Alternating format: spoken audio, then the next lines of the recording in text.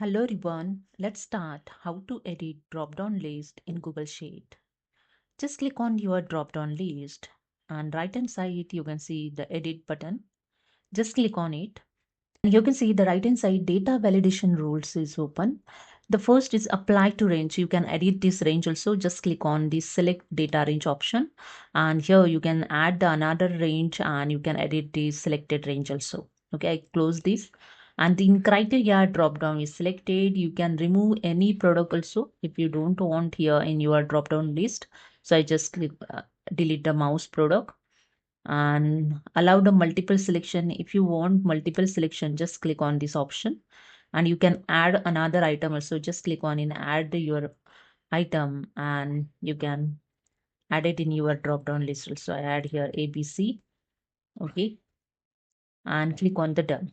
After the edit, there are 7 other drop downs with the same properties. Do you want to make changes to all of them? Apply to all, and that's it. Now I click on this drop down arrow and you can see the ABC product is added.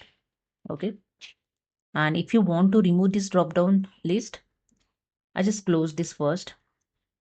To remove this, simply click on again and click on the edit button and here you can see option remove rule.